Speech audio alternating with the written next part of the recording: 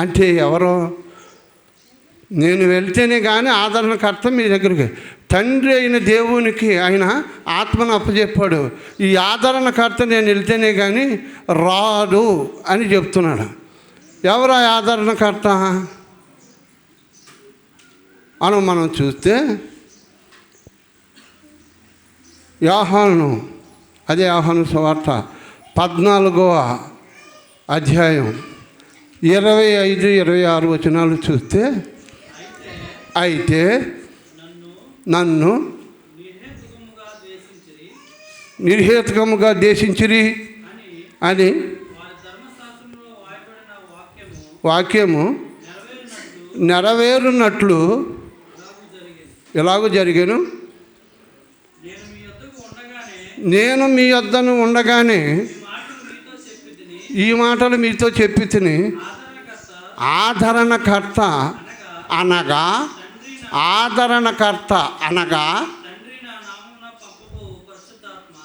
తండ్రి నా నామమున పంపబోవు పరిశుద్ధాత్మ. దేవుడు యేసుక్రీస్తు ప్రభువారు ఈ ఆత్మను అప్పగించేశారు. ఈ ఆత్మను శిలువ మరణం మీద మన కొరకు ఆయన ఆత్మను అప్పచెప్పారు. ఆ ఆత్మ మళ్ళీ తిరిగి మన కొరకు ఆదరణకర్తగా పంపబోతున్నారు.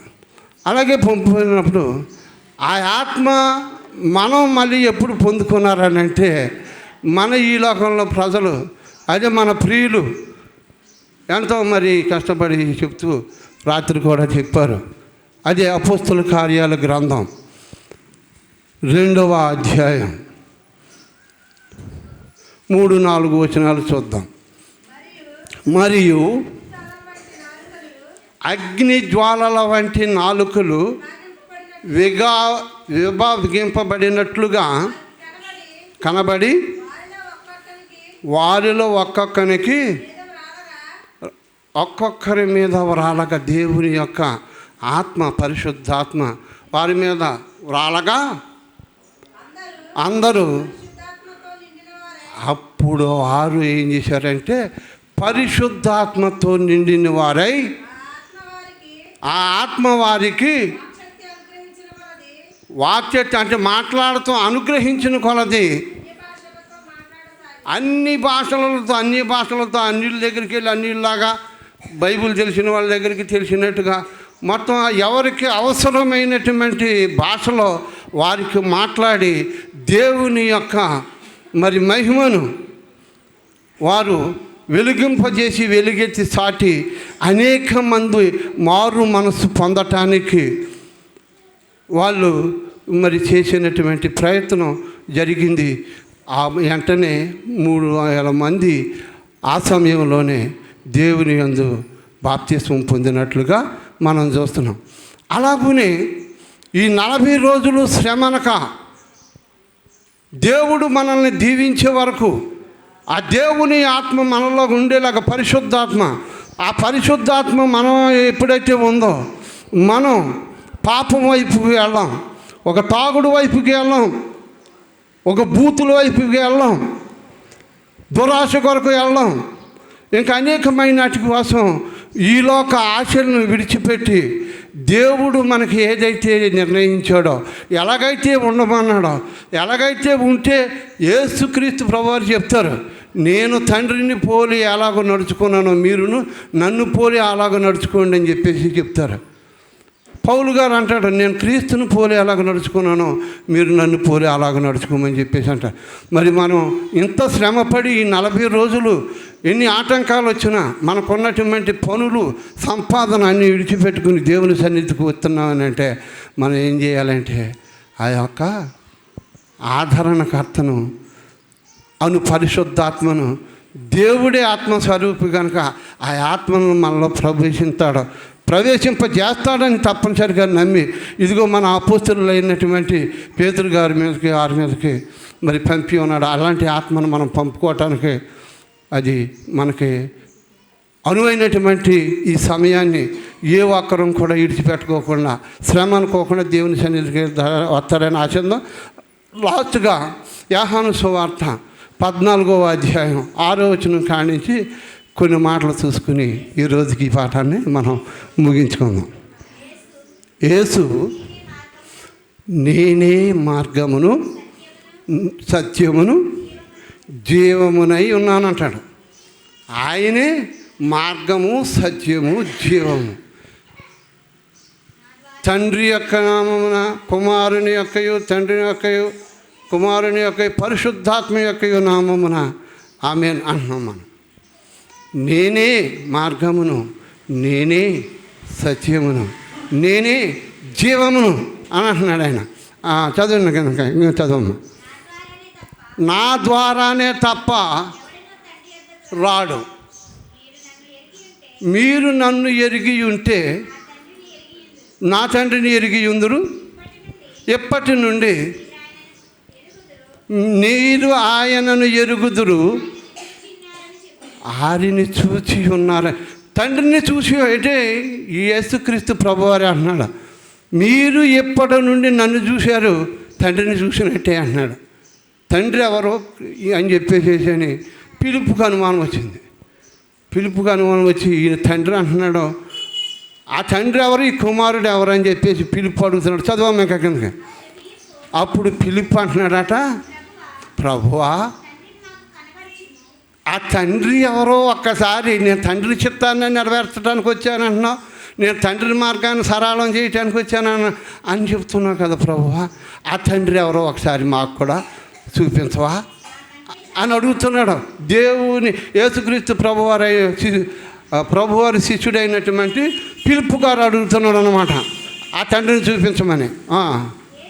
యేసు పిలుపు, నేను ఇంతకాలము మీ యొద్ద నుండి నీవు నన్ను ఎరగవా. ఆయన తండ్రిని చూపించమని అడుగుతున్నాడు. యేసుక్రీస్తు ప్రభువారు ఏం చెప్తున్నాడు, నేను ఇంతకాలము మీ దగ్గర ఉన్నాను, నీవు నన్ను ఎరుగవా. నన్ను చూసినవాడు తండ్రిని చూసి ఉన్నాడు కనుక తండ్రిని ఎలా కనబరచమని ఎలా చెప్పుచున్నావు అని చెప్పేసి దేవుడు అడుగుతున్నాడు. ఎందుకంటే తండ్రి అయిన దేవుడే యేసుక్రీస్తు ప్రభువారు. యేసుక్రీస్తు ప్రభువారే ఈ యొక్క ఆదరణకర్త అయిన పరిశుద్ధాత్మ.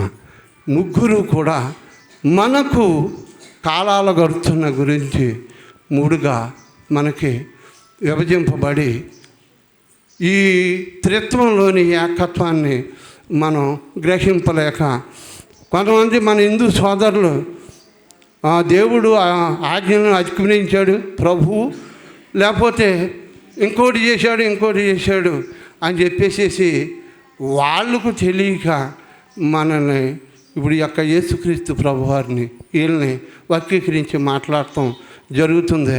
అందుచేత వాళ్ళకి ఏం జరిగిందని అంటే అపోస్తుల కార్యాల గ్రంథం 2వ కొరింథీయులకు రాసిన 2వ అధ్యాయం 4వ అధ్యాయం కొరింథీయులకు రాసినటువంటి 2వ పత్రిక 4వ అధ్యాయం 4వ వచనం. దేవుని స్వరూపి అయి ఉన్న క్రీస్తు మహిమను కనబర్చు సువార్త ప్రకాశింపకుండు నిమిత్తము ఈ యుగ సంబంధమైన దేవత, ఈ యుగ సంబంధమైన పేరాశలు కలిగించే ఈ యుగ సంబంధమైనటువంటి దేవత విశ్వాసులైన వారి మనోనేత్రములకు గ్రుడ్డితనము కలుగజేసెను. ఆయన యొక్క మహిమను మనం ఎందుకు కనుగొనలేకపోతున్నామంటే ఇక్కడికి వచ్చాము, ఇంటికాడ పని ఉంది, ఇక్కడికి వచ్చాము, ఇంటికాడ ఇది ఉంది, టయానికి లేవలేకపోతున్నాం. అంటే దేవుడు యేసుక్రీస్తు ప్రభువారు మనకు సాదృశ్యంగా ఒకటి చెప్పారు. సాతానుడు శోధించినప్పుడు నువ్వు ఈ రొట్టెలను రాళ్ళను రొట్టెలుగా చేసుకుని తిను, నువ్వు దేవుని కుమారుడు కదా, మహిమ నీ దగ్గర లేదా? యేసుక్రీస్తు ప్రభువారు చెప్పిన శ్రేష్టమైన మాట ఏంటో తెలుసా? కేవలం రొట్టెల వల్లే నీ తిండి వల్లే నువ్వు బ్రతకవు, కానీ దేవుని యొక్క మాటతో కూడా బ్రతుకుతాం అని చెప్పేసి సాతానికి బదులు ఇచ్చినటువంటి సందర్భం చూస్తున్నాం. దేవుడు మనల్ని ఆయన యొక్క ఆత్మతో నింపి ఆయన అద్భుత కార్యాలు మన పట్ల జరిగించాలని అంటే ఆయన ఆత్మ పొందుకోవటానికి మన పరిపూర్ణమై ఉండి ఆయన సేవలో, ఆయన మాటలో, ఆయన నడిపించినటువంటి, ఆయన మనకిచ్చినటువంటి వాగ్దానం ఏదైతే ఉందో దాన్ని మేరకుండా దేవుని గురించి మనం శ్రమపడి దేవుని యొక్క ఆత్మను పొందుకుంటే మనం కూడా దేవుని యొక్క అద్భుత కార్యాలు, మహిమ కార్యాలు మనం కూడా చూపించటానికి అలాగ ఉండాలని చెప్పేసి మరి ఎఫెసీలో చూస్తే ఆయనకి కీర్తి తెచ్చేవారుగా మనం ఉండాలని చెప్పేసి మొదట అధ్యాయంలో చూస్తే ఉంటుంది. అక్కడ టైం మరి చాలా అయింది. మరి టైం ఉంటే మరొక రోజుని ఈ దురాత్మ గురించి, ఈ ఆత్మ గురించి ఇంకా మనం లోతుగా అధ్యయనం చేయాలంటే చాలా ఉంది. అవన్నీ ఒక రోజుతో ఒకసారితో అయ్యేవి కాదు. కనుక మనం నిత్యము పరిశీలించని ఉండాలి. మరి దేవుని పట్ల ఆసక్తితో దేవుని యొక్క చరిత్రనంతా మనకు తెలియజేయటానికి మరి ఆయన ఎంతో కష్టపడి ఆయన అద్భుతంగా మన దేవుని పిల్లలు ఉన్నటువంటి అన్ని జనుల్లో మనల్ని ప్రత్యేకంగా నిరూపించి దేవుని పిల్లలు ఒక ప్రత్యేకమైనటువంటి వారుగా చూడాలని దేవుని ఆశ, ఆ ఆశ తీర్చడానికి మనందరం కంకణబద్ధమై దేవుణ్ణి పూర్ణ ఆత్మతోనూ మనం ఆయన్ని పూజించి ఆరాధించి ఆయనకి మహిమకు కీర్తి తెచ్చేవారమై ఉందామని నన్ను నేను హెచ్చరించుకుంటూ మిమ్మల్ని అందరినీ కోరుకుంటూ మరి ఈ వాక్యం ముగిస్తున్నాను. దేవుని కృప.